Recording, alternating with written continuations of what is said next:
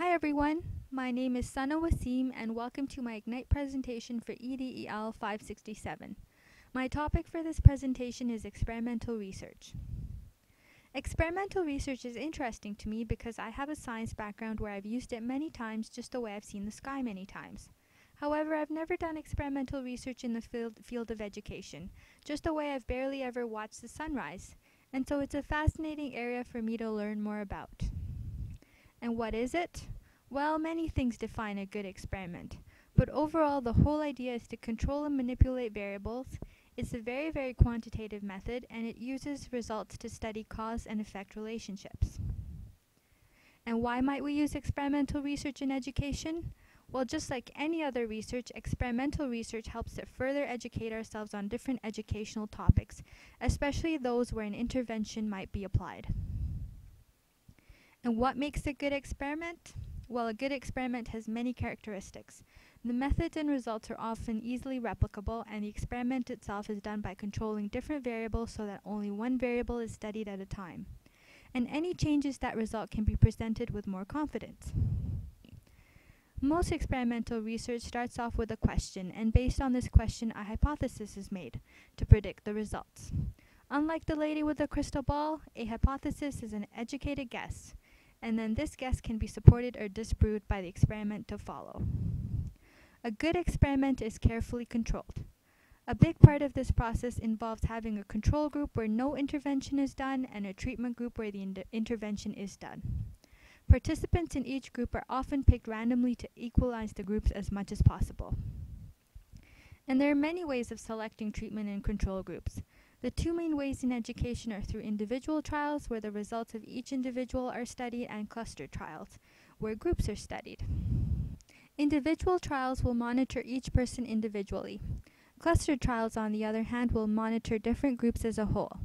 A cluster could mean a few students, it could mean an entire classroom, or it could mean entire schools.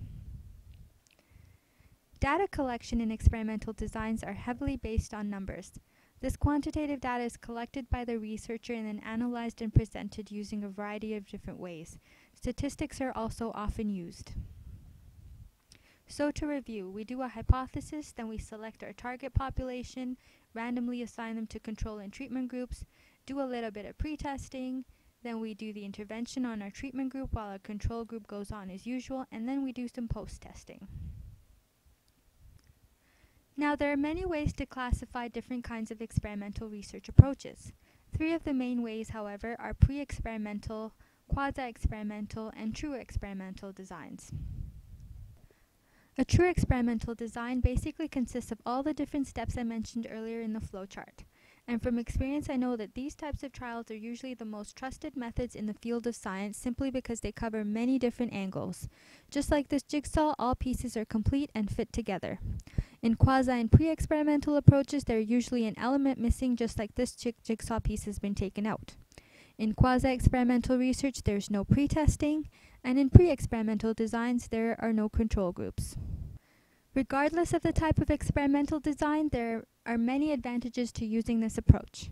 The biggest one I feel is that the statistics and numbers offer another more concrete way to support ideas and are generally considered more conclusive by larger public audiences.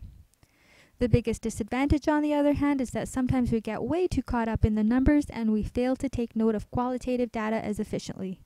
And when that happens, it sort of becomes like working in the dark, where it's hard to see the whole story. So in education, to really have a good research where we aren't just fumbling with numbers in the dark, we need to integrate qualitative data in our experiments as well.